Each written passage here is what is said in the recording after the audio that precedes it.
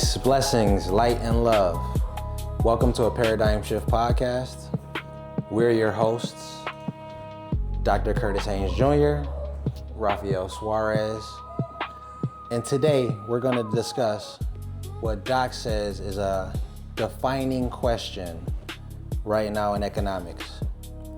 What happens to economics in an age of digital abundance? Dr. Curtis Haynes Jr., Associate Professor of Economics at Buffalo State University and a founder of the Academy Nexus, the producers and distributors of the 411 Economics in the Digital Age series, an economic research series examining economics in an age of digital abundance, artificial intelligence, and monetary transformation. Today we'll discuss the transformation of scarcity, AI and the future of labor, Bitcoin and digital scarcity, and the cooperative ecosystem behind the project. Dr. Haynes, welcome to the show. My pleasure, sir. Woo woo. So this while we start this, give props to my old place. Saratoga Springs. Saratoga Springs, New York. Part of the journey. Part of the journey. Bismillah. Bismillah. Thank you. Yep, Saratoga Springs was part of the journey. I was a distinguished visiting scholar. Cheers.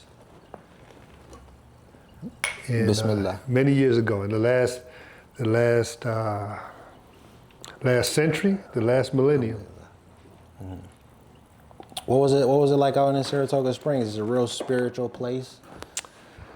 I think the whole plant is spiritual, right? But no, I was a graduate student. I was preparing and working on my PhD.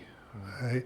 Actually, I was real old school, right? Because in Saratoga Springs, you know how everybody walks around with their phones and they walk and look at the phones? Mm-hmm.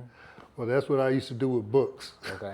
I'd walk around the lake with a book in my hand, just doing my circuits, just studying. Mm-hmm. Saratoga Springs. What were you reading back then? What one book pops out? Well, it's not even I was reading a book. I was doing research for my dissertation. So I was reading about Mondragon.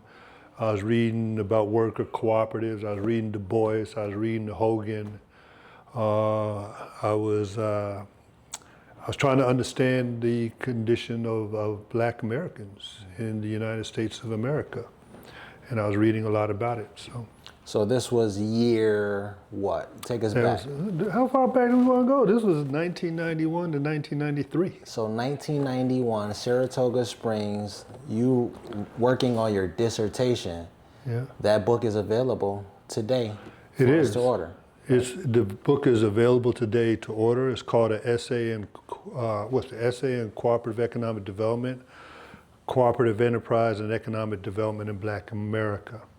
And what's interesting is that I defended that dissertation in 1993, but here we are in 2026, and this whole project that we're working on right now is a manifestation of perseverance along that path of cooperative economics as a viable economic tool, not only for Black America, but for the world. Mm-hmm.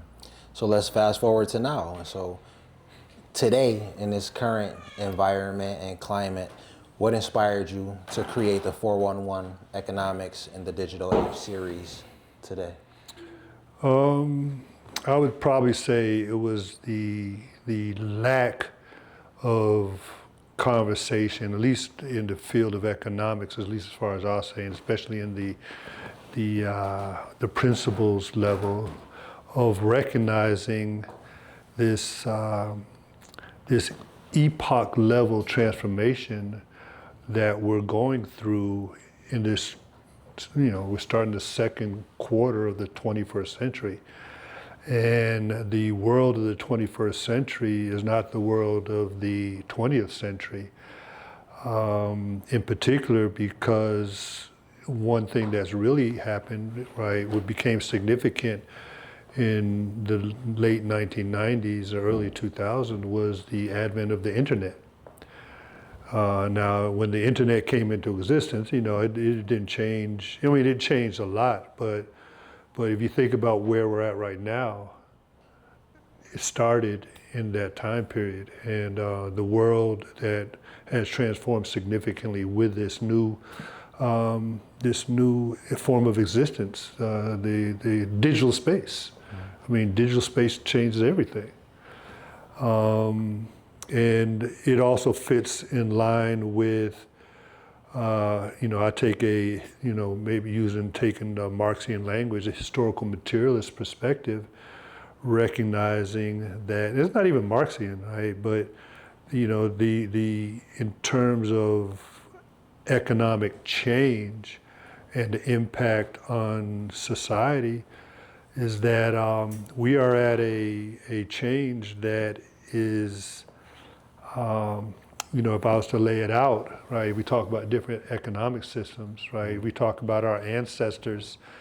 Our ancestors, they were hunter-gatherers, right? And they, you know, probably for the vast majority of the time that people have been on the planet, we were hunter-gatherers, right? But when technological innovation and social innovation moved towards agriculture, right?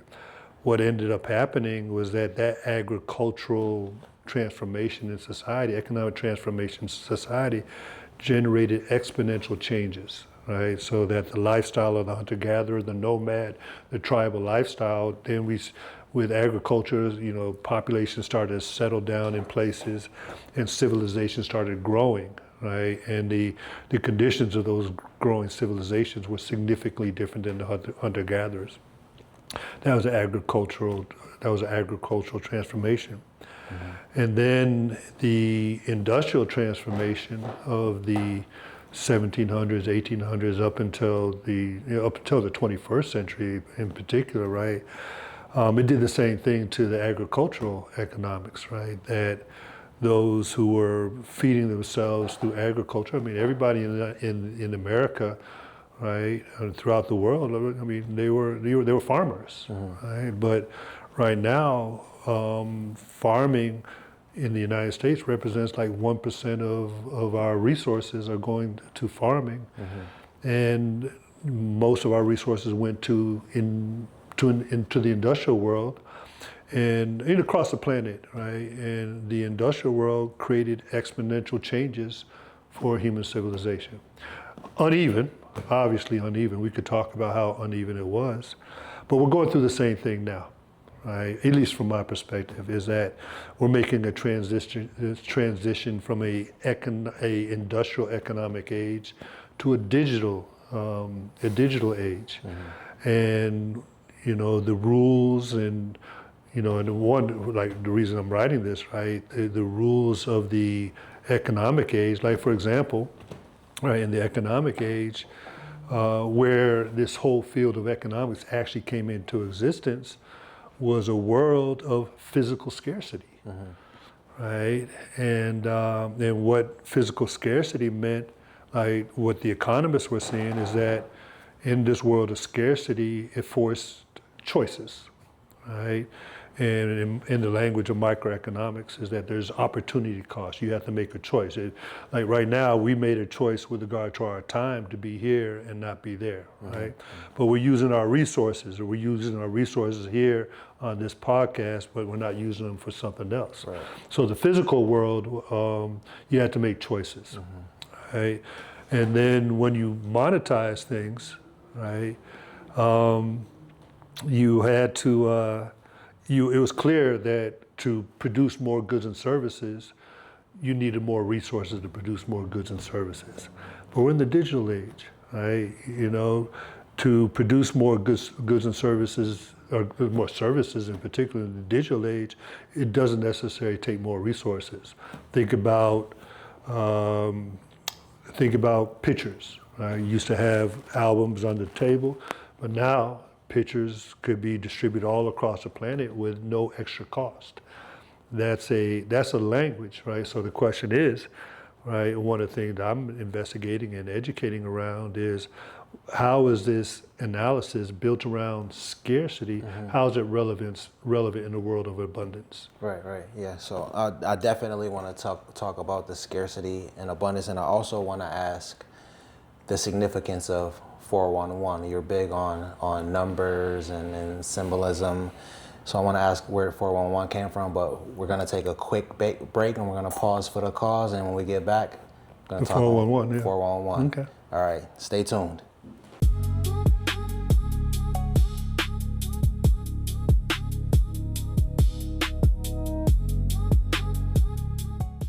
Welcome back, and thank you for tuning into a Paradigm Shift podcast with me and Dr. Curtis Haynes Jr. And before we left, we were talking about the inspiration in the number 411. Why 411?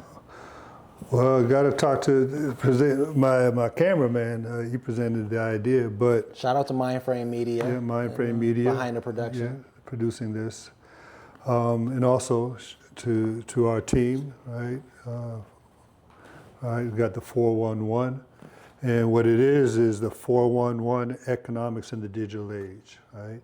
And so I know a lot of the young folks, they don't understand 411, but in my generation, 411 was a directory, right? That's where you go to get your information, Right.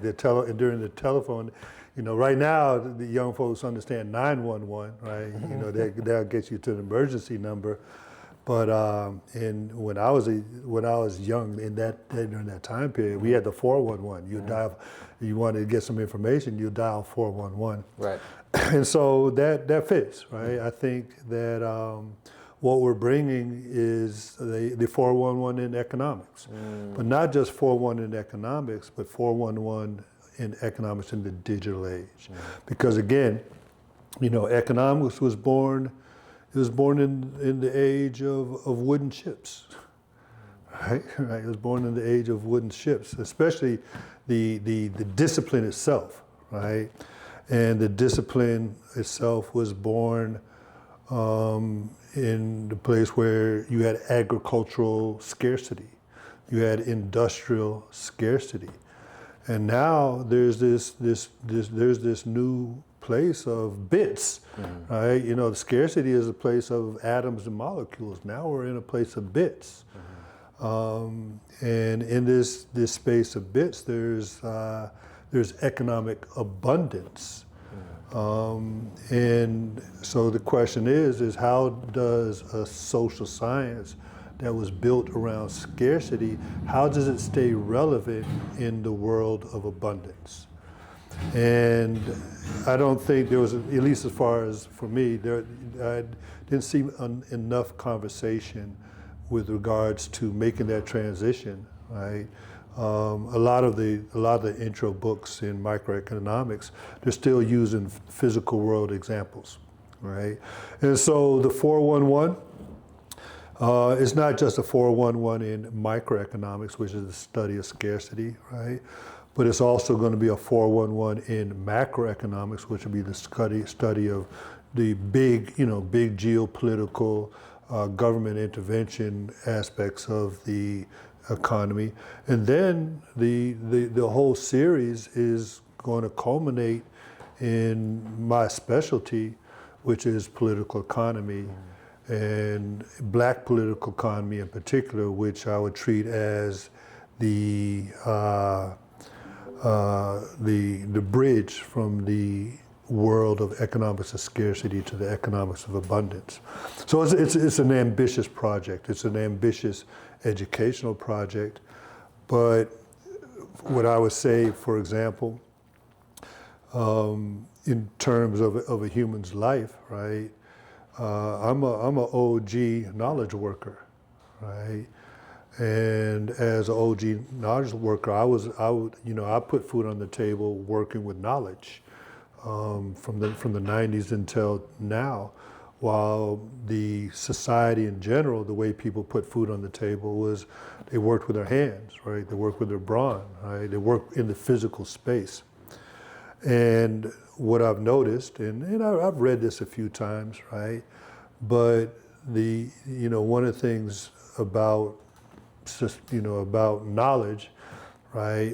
The knowledge is the product of intelligence, right? So you take the information in your life, right? You turn it into something that's relevant to you. So in my language, I'll say you turn it into intelligence. Intelligence is relevant to you. And then you have a lot of experience where that information is relevant to you, and that turns into knowledge. And eventually that can turn into wisdom. And the significant for individuals and for society is that knowledge workers, right? I mean, even think about the CEOs of corporations, right? They reach their prime in their 60s, right? And so I think that it's significant to consider that, if you are a knowledge worker, which I feel that's the age we're in the knowledge age, that our young folks who are studying at the principal's level, be aware that if you're going to be a knowledge worker, right, it's got longevity, right? And you personally, right, you need to pay attention to your health, right? Pay attention, because when you reach your 60s, when it's time to give back all that fruit, right, you need to be healthy, right? You need to be healthy to give back all that fruit. But you had to go through 40 years of experience to be able to give back the fruit. And so as a knowledge worker in the industrial age, that may not have been significant. If you're working at Bethlehem Steel, you're not waiting until you're 60 years old to give back the fruit, right? You're working, right? But in the knowledge age, I think that the knowledge worker, which is probably the knowledge worker, because especially with this advent of artificial intelligence, right? It's going to be the knowledge worker is going to get the bulk of the wealth of the 21st century. An OG knowledge worker. OG, yeah. I like that. Yeah. I think I'm gonna steal that and have to use that. You gonna be one? Yeah. Yeah. I feel like I'm an OG knowledge worker as well. And right, and the wear. Well, one thing. I mean, the wear and tear on the body of a knowledge worker is not that significant. Yeah. But working with knowledge is some of the hardest work that ever existed for human beings. Thinking burns a lot of calories. Burns calories, right? But it's not even just the calorie part, right? To formulate thoughts, right? To sculpt your sentences, paragraphs, pages, in a coherent way, in a well-organized way. Communicating, I mean, simple as communicating with yourself, right? I mean, we all do self-talk, right? We all do self-talk. Everything you just said, all I heard was ChatGPT. Mm-hmm. ChatGPT was just everything that you just said. Okay, go ahead. Let me hear you. What are you saying about ChatGPT? No, it's ironic that artificial intelligence is what really catapulted us into the information age. Like if you think about us being and entering that paradigm, and now feels like we're fully fledged into it. Yeah. It's interesting that artificial intelligence has such a significant role in all of that. Well, it does, and that's so the key conceptual areas of this 411 in the digital age, especially the micro component, because actually we're talking about the first volume, right? Mm-hmm. The first volume of this whole series is Scarcity, Choice, and the Production Possibilities Curve. Mm-hmm. And so the conceptual framework is that there's physical scarcity, there's digital abundance, and I think what's really missing in economic analysis is this idea of digital scarcity. Mm-hmm. And digital scarcity is connected to Bitcoin. And so a lot of young folks, they're into cryptocurrencies and what have you, which it kind of makes sense, right? Because a lot of the paths to wealth for young folks, they've been truncated, right? And so everybody's trying to figure out how to put food on the table. So, there's these experimentations in digital currency. But what I would say is that, Bitcoin and digital currency in general, they're not the same, right? As Michael Saylor, who's a pioneer in this space, he said, there's Bitcoin and there's no second best, right? And generally, right, when people think of Bitcoin, they're thinking about it in terms of speculation, not in terms of a transformational technology. And from the perspective of an economist, I'm treating it as transformational technology. So the idea is, in terms of the microeconomics, is there's physical scarcity, there's digital abundance, and there is digital scarcity. But with regard to the AI, right, in this digital space, it's important that, and I do have a model that shows the impact of AI, and not only a model, but it's also, I've experienced it, I'm quite sure you've experienced it, the idea that artificial intelligence is taking jobs, right? And artificial intelligence is our jobs or work or labor opportunities, right? Or I haven't experienced that personally. well, that's what I'm saying, right? And that there's also the world where artificial intelligence augments labor. That I have experienced. Right, and I have too. Tenfold. Right, I have. Exponentially. And so there is. So if you look at the if you check out the volume 1, scarcity, choice, and the production possibilities curve, I have like 6 or 7 diagrams, production possibility curve diagrams that kind of like are models to help explain this, right? But this one with regard to AI, remember AI is a product of HI, human intelligence. AI didn't come from nowhere. It came out of the minds of human beings. Okay. We're going to take another quick break, and when we get back, we'll touch some more on scarcity and abundance.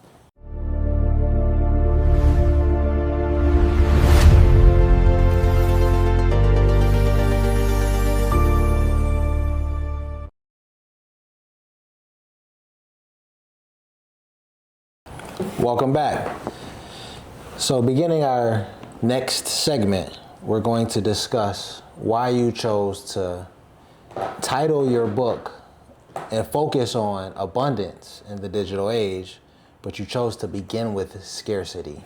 So I'm curious as to why you chose that. But before we dive into that, in a world, in an age where not even just children, but I'll say for the most part, everyone has been conditioned to have the attention span of a small bird. We're consuming our content 5 to 10 seconds at a time right now.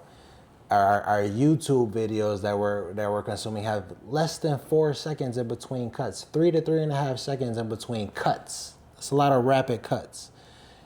In that day and age, when people are creating content in that manner, you chose to release a volume of books on this topic.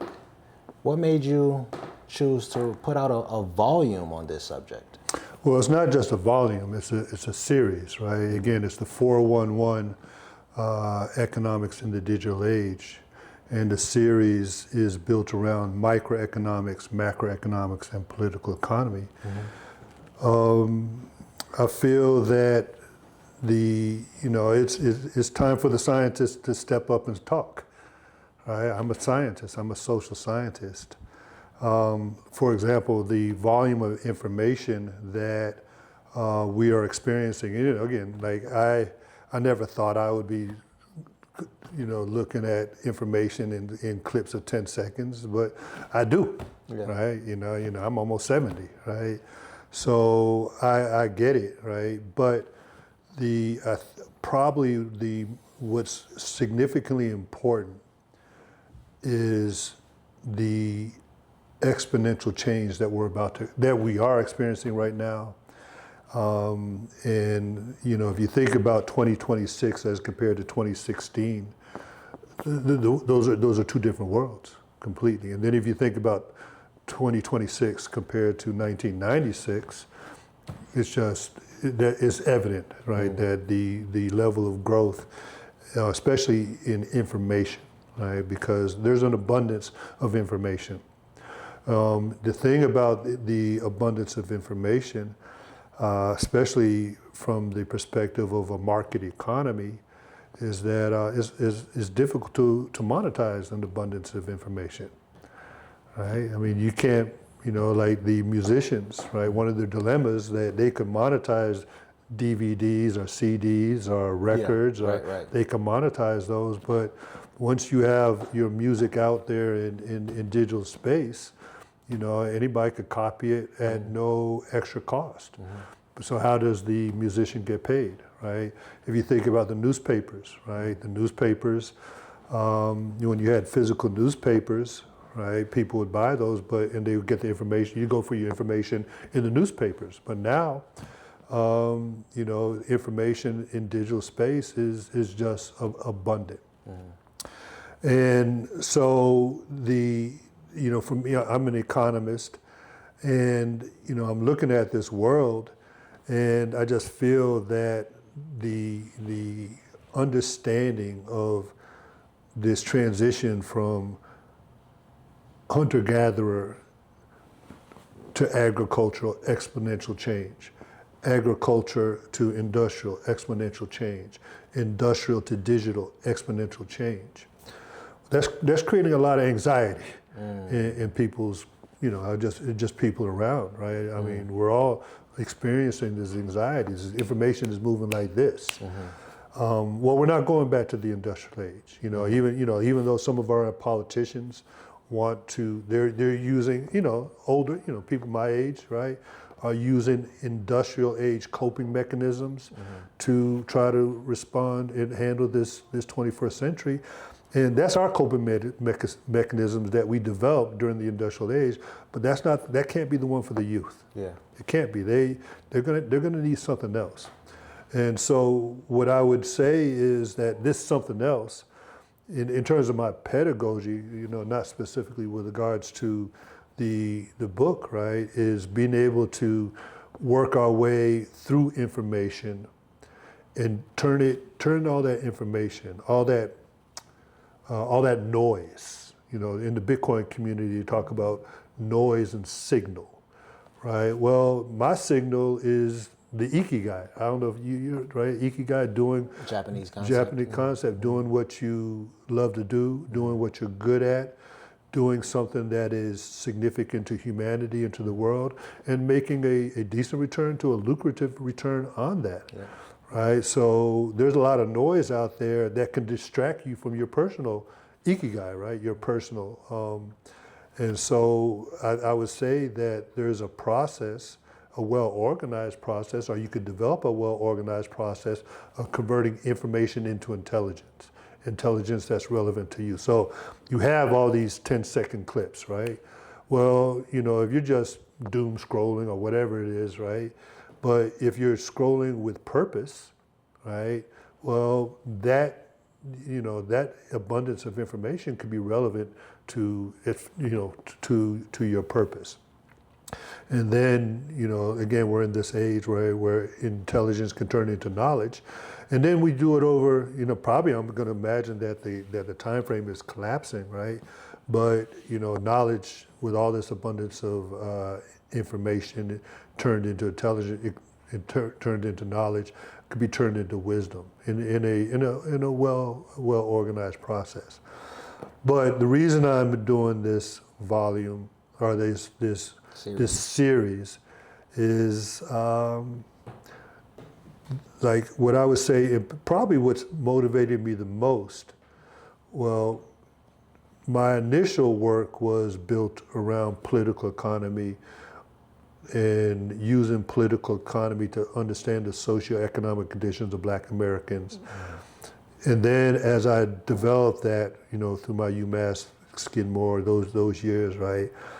After I had a solid, shout out to my mentor, Lloyd Hogan, after I had a solid understanding of why the socioeconomic conditions of Black Americans appears that Black Americans are different to other people, even though we're no different. I do understand that. And then I spent most of my time here in Buffalo looking for solutions, right? And so that's where I went from this idea of economics to scarcity. So traditional economics, or what I would call scarcity economics, is the neoclassical economics. That's a scarcity economics. Keynesian economics, that's a scarcity economics. Marxian economics, that's a scarcity economics. But we're in a world of abundance. So then, then what I recognized, like what will be the solution for, or at least my contribution to the solution for Black Americans, is that we tap into the abundance, right? We learn more about the abundance, we tap into the abundance, and bring abundance into our lives.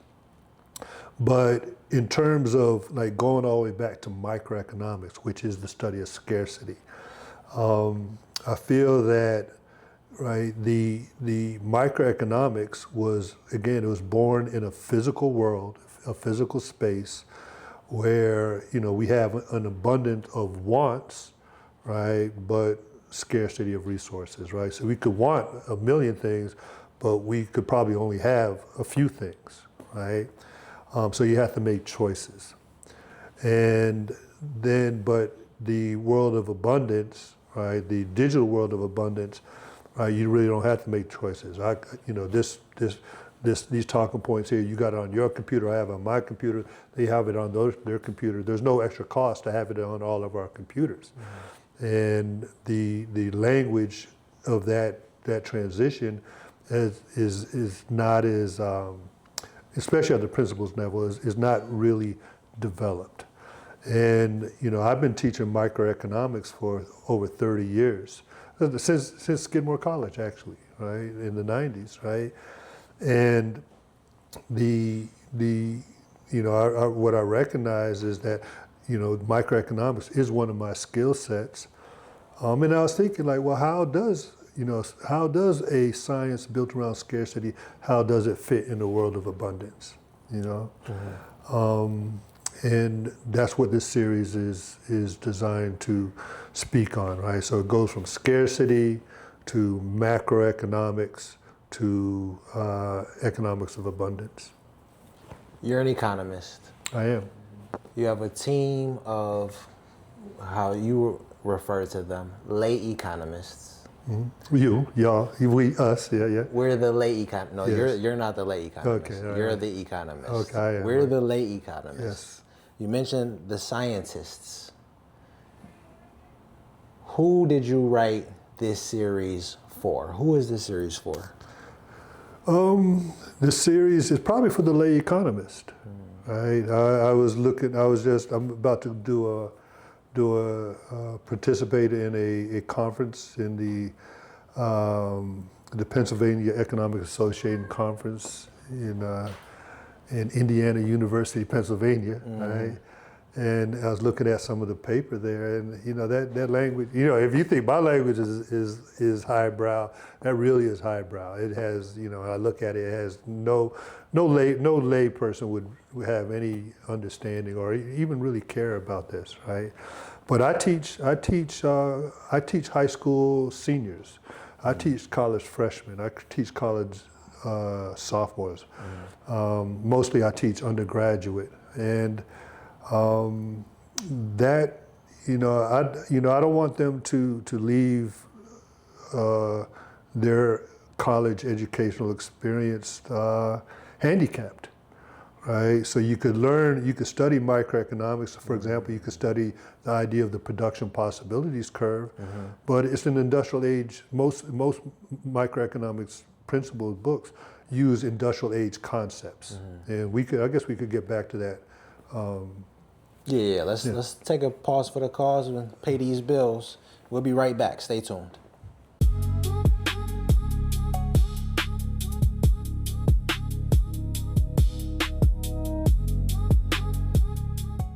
Welcome back, Paradigm Shift Podcast. I'm your host, Rafael Suarez, with my co-host here, Dr. Curtis Haynes Jr. New forms of scarcity. A new paradigm brings new problems, new things to consider.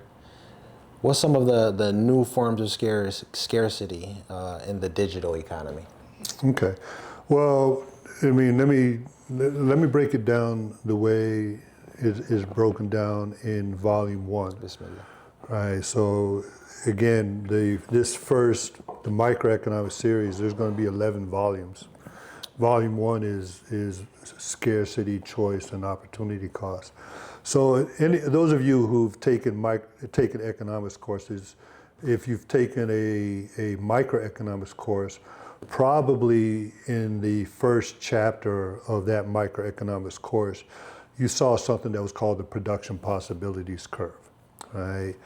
And the production possibilities curve was a model that was designed to demonstrate that in a world of scarce resources, you have to make a choice, right? So you have the vertical axis, you have the horizontal axis, and you have this curve, right? And if you use land, labor, capital, entrepreneurial skills, like the first diagram in volume 1 is an example of using photography, using resources for photography and using resources for newspapers. Right? Both of those use physical resources, but if you want to transition from photography outcomes to newspaper outcomes, you got to give up the production that's associated with the photography. And generally, a lot of that production, labor, and capital is very specialized. Right? So the more you transition to newspapers, right, you're giving more and more of that, giving up more and more of that specialized production to produce the newspapers. That's the choice. That's the idea of having to make a choice, right? And that's what we call increasing opportunity cost, right? But there's another diagram that's associated with the production possibilities curve. So this one is like you get the horizontal axis, the vertical axis, the horizontal axis, and it's a curve. It's kind of a U shape, right? But then we use in economics, we use this constant curve, right? That's just a straight line. So you got 10 units on the vertical axis, 10 units on the horizontal axis, and it's a straight line across. Descending, right? Downward sloping curve, right?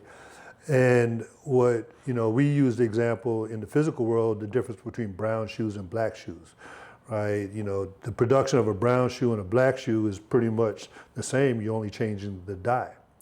Well, that curve really reflects digital space, right? So, if you're using your resources in streaming, right, the same platforms that are used for streaming can also be used for, like Netflix or something like that, right? Some other form of digital outcome. And if you go from the production of one service or product to the other one, right? Other than the upfront cost, there's really no extra cost, right? So going from email to streaming like that, there's no, because the servers or even, from like, this is one of the things that companies deal with is going from, using resources to, for AI, right? Right. So there's no opportunity cost. And then another curve that I use that's in the book is the idea of, like, I give an example of Netflix, right? So Netflix, when they were doing DVDs, right, and they were shipping DVDs, well, that was all physical, right? So you needed inventory, right? You had the DVDs, the production process. You work with plastic, all that stuff, right? But then when you went to streaming, right, well, you don't need any of that stuff in streaming, right? So the transition from DVDs to streaming, I got an example in the book that shows that transition, the significant, because you're still making choices. You're not doing CDs, right? You're doing streaming now. Now, interesting, that curve is also curved out. But then we could use the example, another diagram that's in the book, and again, you might want to purchase it. Go to 411, the economics in the digital age. You got the QR code right there, right? But I think this is one that both you and I could attest to, and probably a lot of people here, is the impact of AI on labor time, right? And not just labor time, but it could be impact on capital, all this other stuff. But let's focus on labor, for example. So I would say that for one reason that this is an ambitious project, but this was a non-starter without AI. I never would have attempted it. Right? I never would have attempted it without AI, right? So the idea is that if you have a certain amount of time, right, which you got 24 hours, I got 24 hours, but let's say work time, 8 hours, right? Our time is finite. Right. Well, yeah, time is definitely finite, and that's the point, it's scarce. So a lot of people, the conversation about AI is that there's no scarcity, but those of us as human beings, we use it, our personal time is scarce. So what becomes valuable is our attention. Right? Again, you said there's a lot of the young folks are just their attention is like a goldfish attention, right?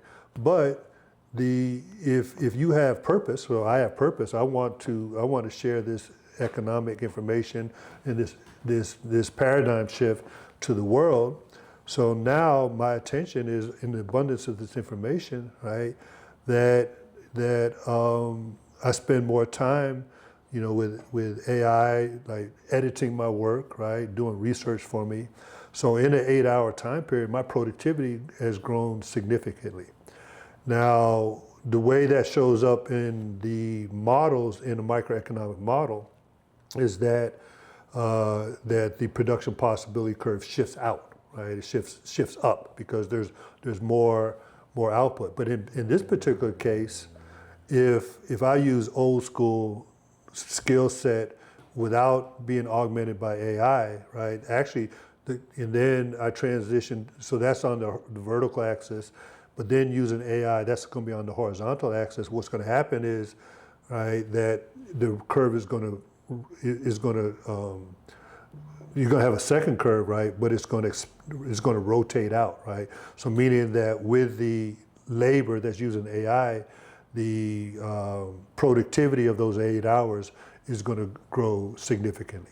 And I found that in my own life, right? So it's not even, and that's the point, right? Is that, for a second there, not even for a second, for a good part of my time teaching microeconomics in particular, right? A lot of times I was really wondering, is this relevant? Right? Is this really relevant? That's my next question. Right? Is it relevant? Right? Because my work in political economy was definitely relevant, right? And it is definitely relevant. So I was questioning, this stuff dealing with the industrial age, right? It's like, right? These things don't seem to be relevant to the world that we're doing because the assumptions are such fanciful assumptions.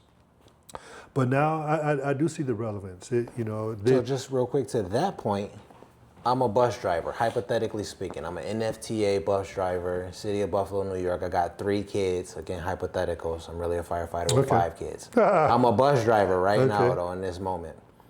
How does me purchasing these volumes of this series, how does it benefit me? Well, I'm not sure how it would benefit you as a bus driver because, but what it could, well, I think what it would help is help you find the signal for the noise, right? This is architecture, right? This economic 411 in the digital age, it's an architecture. Like how do you, this building that we're in, right? It took architecture, it took a strong foundation. Right, and so if that bus driver really wants to understand, I want to change my life. I want to leave some money for my kids. I want generational wealth. Right. I want to not be in this rat race struggling.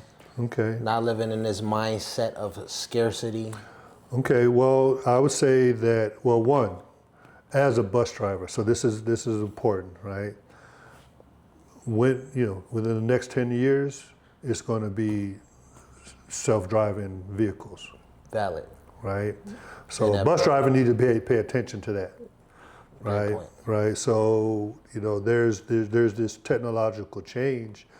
So again, being a bus driver is an industrial age employment opportunity. So I think maybe you as a bus driver, right? You keep that bus driver job, but you need to turn your kids on to is like, listen, this bus driver job is going to disappear. I'm not going to be able to hand this off to you. You would definitely not, right?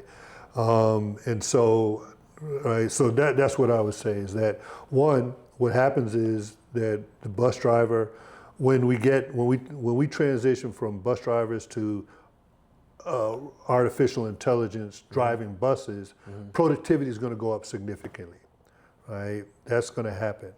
But we could. The next segment we could talk about what the bus driver could do with regard to generational wealth. All right, we're going to take another quick break and we'll be right back. Stay tuned.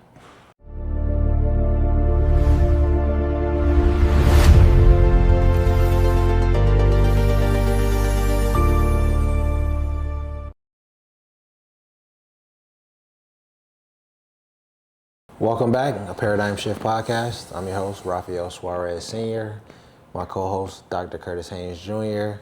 We're back to talk a little bit about Bitcoin and all of this conversation of scarcity and abundance, analog, industrial, old school to the new school, this new paradigm shift. Why connect your work to Bitcoin? Why is Bitcoin so significant to you? Okay. Well, we're going to have to step back, and that might have to be going on a different segment, the significance of Bitcoin, because your question initially was generational wealth, right, for the bus driver. And those of us who have industrial... Let's not leave the bus driver hanging. Go ahead. Right, no, that's what I'm going. Okay. No, that's what I'm saying. I'm going back to the bus driver. Let's go. Before we go to Bitcoin. Okay. Right. So let's go back to the change in. Well, one, we're in a capitalist political economy, right? So that hasn't changed. What I might say is that I might say that I grew up in my youth in an advanced capitalist political economy, right? But capitalism, right? Some people would measure it all the way back to the 1400s, right? So it's old, right? It's been around a long time period, right? I would say that the 21st century, especially where we're at right now in the second quarter of the 21st century, I might even characterize it as late stage advanced capitalist political economy, meaning that, think about what's happening in this world, right? The gap between the haves and the haves a little bit is greater than you're right, have a little bit, right? Not have-nots, but have right, a little bit. Because it's not have-nots, right? Because it's, that's not, because that's the point, it's not have-nots. Yeah. Like being even like being working class, unskilled labor, right? The quality of life is still better than feudal life. It's still better than a hunter-gatherer life, right? So it's not that the rich are getting richer and the poor are getting poorer necessarily. It's just that the gap is not, but it's increasing exponentially, right? It's not. So if you think about productivity of the American worker, right? So if you put productivity, you got time on the horizontal axis, productivity on the vertical measured in dollars, right? The productivity of the American worker goes like this, right? We're becoming more productive, right? Like this, but the wealth to the rich is going like this, right? So our productivity is here, and where does that wealth come? We're becoming more productive, right? But we're not getting wealthier. Matter of fact, in the 1950s, one income could support a family of four, a car, a TV, a garage, a dog, 2 kids. Right, and there's a patriarchal, especially in the United States, there's a patriarchal family, right? this patriarchal family was able to support a family of 4. That's hard to do in the 21st century. I hear that to be able to do that, we're talking about in the 21st century, that probably somebody would need to make about $200,000 a year to support a family of 4 the same way that a family was supported in the 1950s. So we're becoming, technology is making us a lot more productive, but we're still not reaping the fruits of our labor, right? So the thing is and I think that in the industrial age, a worker, right, in the world of pensions, for example, right, defined benefit plan, right, a worker could commit to a company for 20, 25 years, 30 years, and get a pension, right, and then they're good for the rest of their lives, right? Well, that world of the pension, it doesn't exist anymore. Maybe for some teachers, maybe you as a firefighter, right? It's most certainly coming to an end. It is coming. I mean, because the city, our city's got $100 million in debt. $100 million in debt. The pension's on the table, right? They've already been cut out of the private sector, right? So this idea of working for a salary and working for a wage, that's just this part of the story. What has to happen now, at least from what I'm figuring out, is that, well, one, and this is also going to be discussed in this series, is that we need to understand personal finance, right? That bus driver, right? So even though they're a bus driver, I would say that a bus driver, by and large, they could make a decision to save 10% of their net or gross income without too much damage, right? But the impact of saving, right? And again, the bus driver, but even the bus driver's kids, right? The students that I teach in high school and college, right? If you save 10% of whatever you're making, and you start at, let's say 20, once you took a personal finance class with me, you start on that and you keep that up, right? Well, there's such a thing as called compounding returns, right? And compounding returns is also exponential, right? So you start early, it doesn't show up, right? But then all of a sudden it starts going like that. Now, why is Bitcoin is significant? Well, the American dream, right? The American dream was, immigrants came from all over the world, right? From their homes,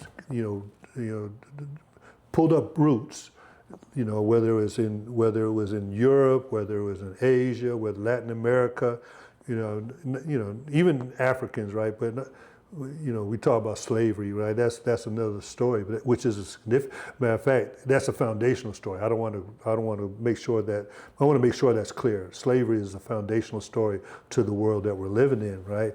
But people came here for the American dream, right? For a better life, right?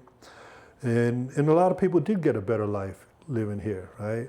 And then, like in the 19th century, right? What was it? The dream was a house, right? That's where was everybody? Where was the working class wealth, right? It was in the house. You buy a house, right, and your wealth is in the house. You pass down the house, right?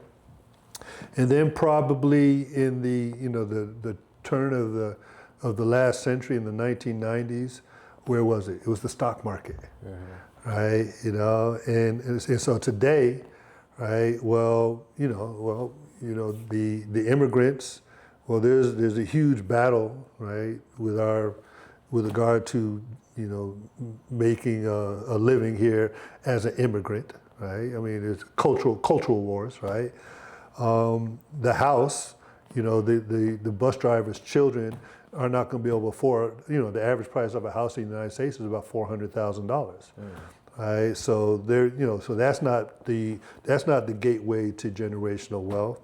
The stock market, right? Well, the stock, pretty much, the stock market is about to be tokenized in the next couple of months, right? The whole stock market, 9:30 to 4 o'clock, right? Where kind of what I started studying, right? Well, that whole environment is going to be tokenized, and you're going to be able to trade 24/7. That's that's monumental, right? And so we need to change our thinking to this is why I call it this podcast a paradigm shift. We need to adjust our thinking to these monumental changes. So industrial age habit, you go to work, and this is really important, right? Even those of you who are going to college, right? You think going to school, going to college might guarantee you a better quality of life, right? But it might as a citizen, but in terms of finances, it might not. Right, because even if you go to college and get that 200,000, or let's be more realistic in the city of Buffalo, let's say 50,000, 75,000. If you don't have financial intelligence with regards to, in the very least, taking a portion of your earned income and start building up your asset column, by the time you reach your 30s, your 40s, your 50s, and 60s and 70s, you will discover that that was a tragic mistake. Now, that being said, going to Bitcoin, right? Now, let's say you do start saving, right? But you start saving in dollars. Well, one thing about the U.S. dollar, especially since 1971, is that the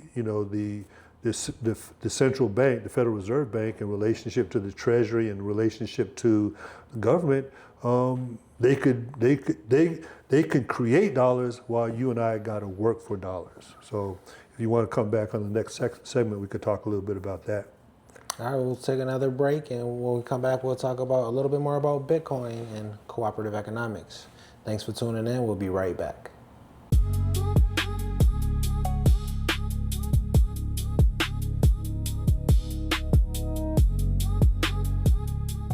Welcome back to a Paradigm Shift podcast.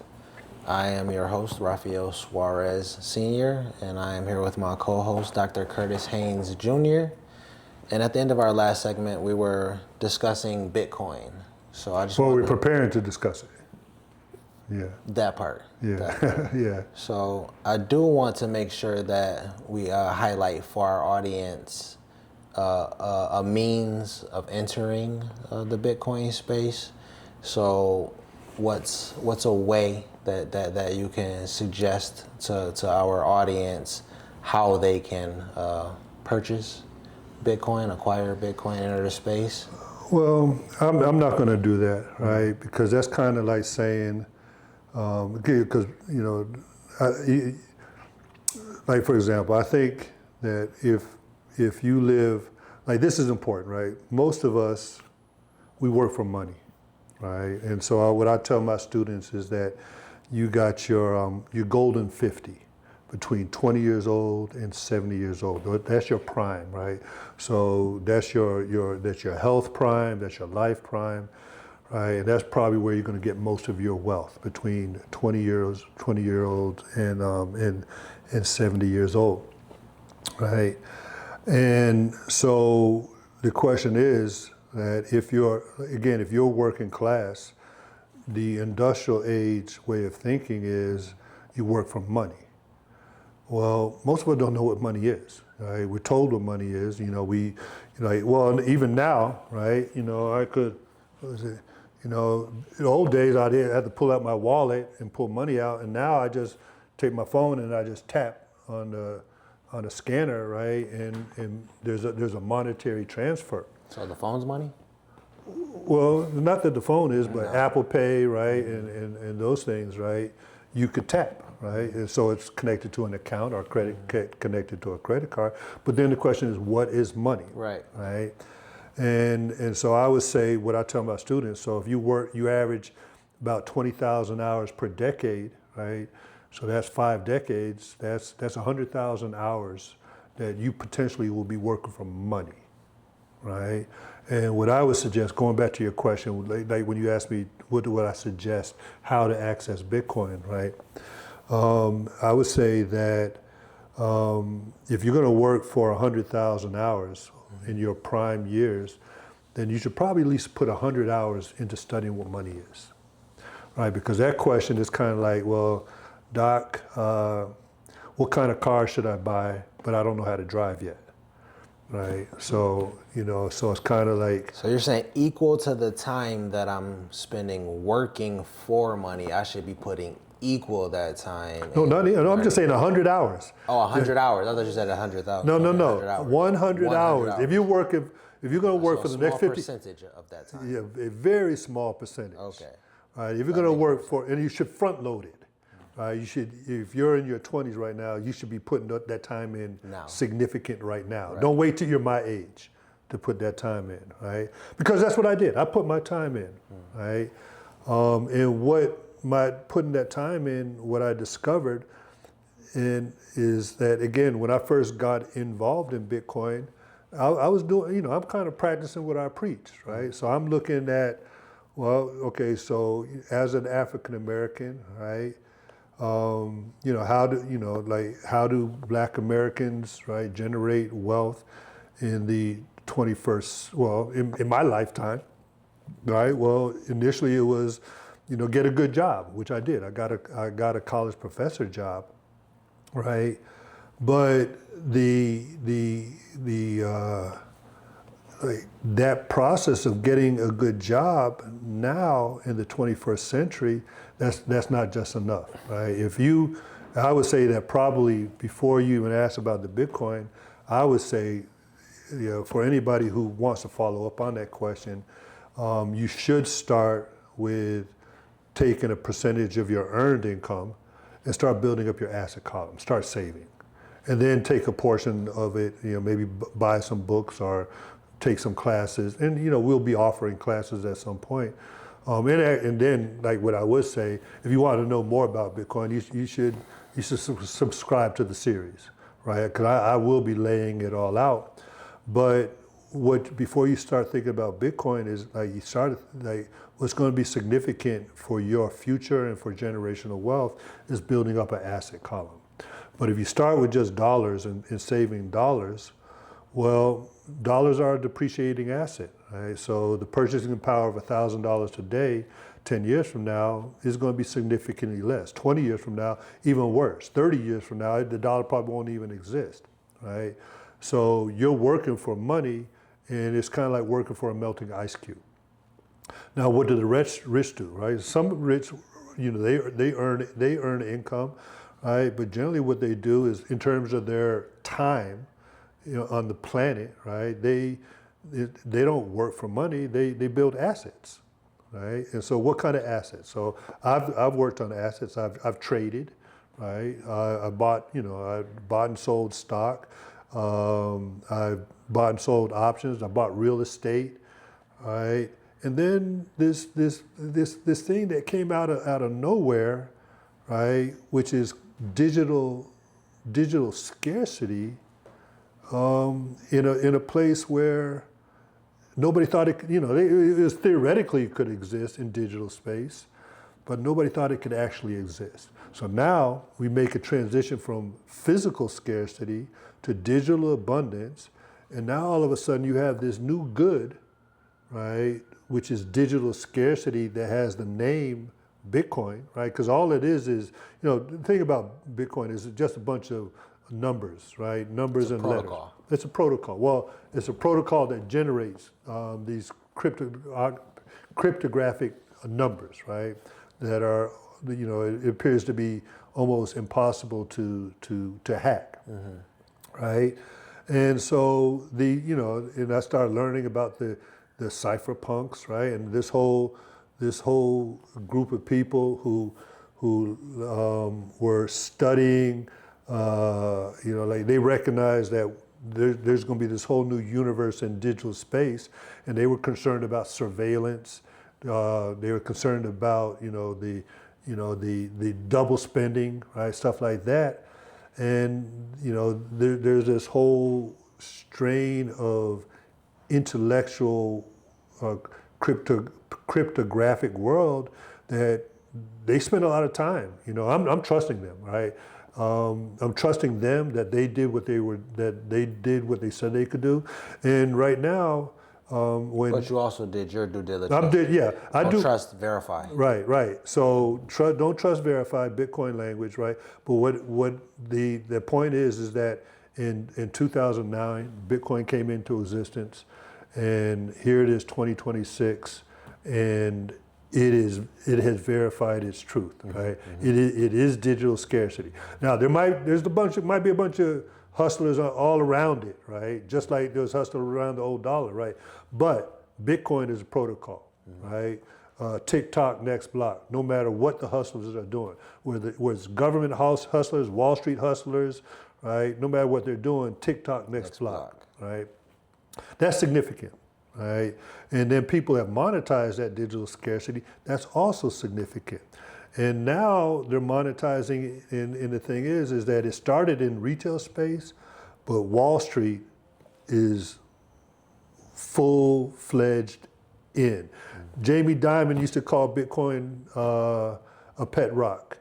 Now Chase Bank has got ETFs around this new digital space. But so as we're closing up here, especially with this, as I was saying, the American dream was, the immigrant lifestyle, the home that you own, the stock market. Well, digital space is the new space. So that bus driver's children, right? The children probably already know it.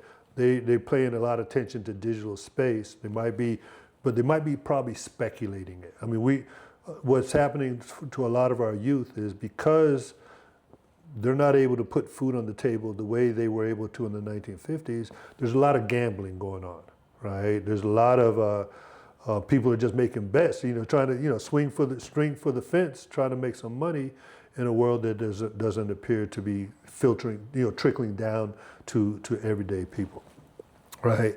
But Bitcoin digital scarcity is available, even though Wall Street is involved in it, even though governments are involved in it, they can't monopolize it, right?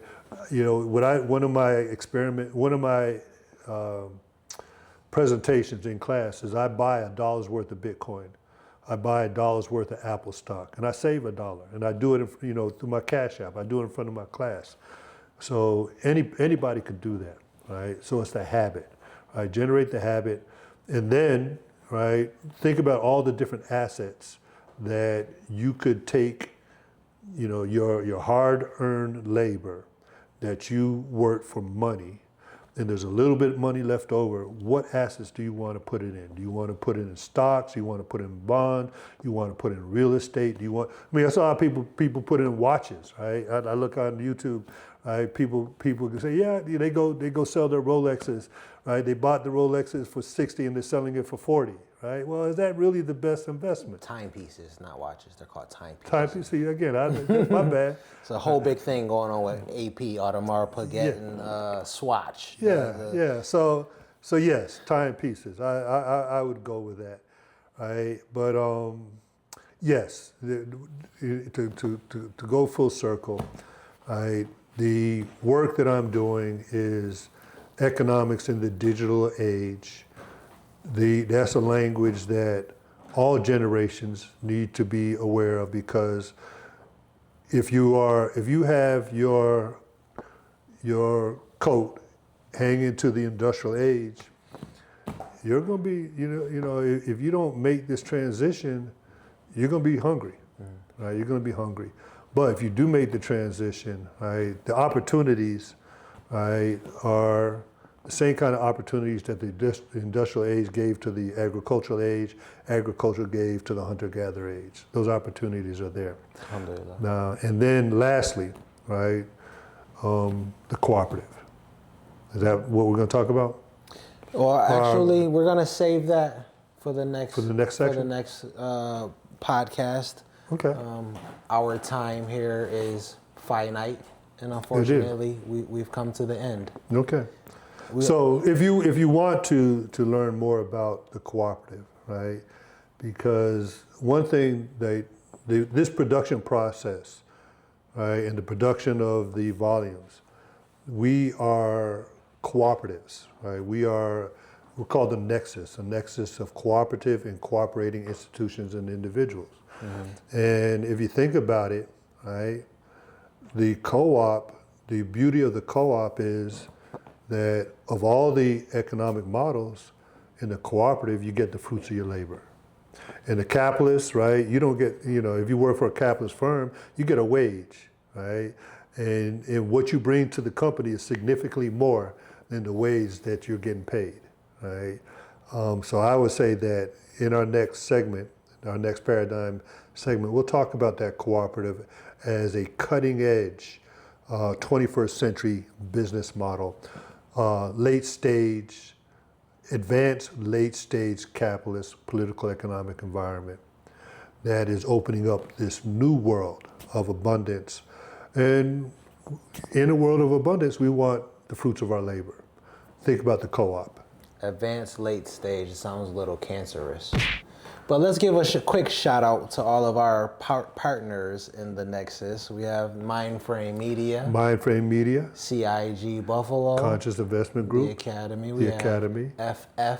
FFUECAKR. We have Somar Luna J. We have the Big League Club. Yeah. Who else? We got Cooperation Buffalo, right? Keep it going. All right, so there is, here in Buffalo, there's a growing cooperative infrastructure. And I think it may behoove you to consider not only digital assets, digital wealth, right, and learning about that. Put your 100 hours in. If you're gonna work for money, put your 100 hours in studying what money actually is. But also, if you're going to work for a wage and you're going to work for a company, consider that you might want to work with other people who are kindred in thought, right? And you keep the fruit. Mm-hmm. That's a cooperative. Shout out to Quantum and our house doctor as well. Yeah, house doctor, yeah. Cooperate, collaborate, come together, and tell the people where they can find you in the digital space. You can find me here, right? But in digital space, Dr. C. Haynes Jr. at all social media. And I'm at Raphael Podcasts on all social media platforms as well. Thank you for tuning in. It's been a Paradigm Shift podcast, and we'll see you on the next one. Peace, blessings, light, and love. God bless. Peace.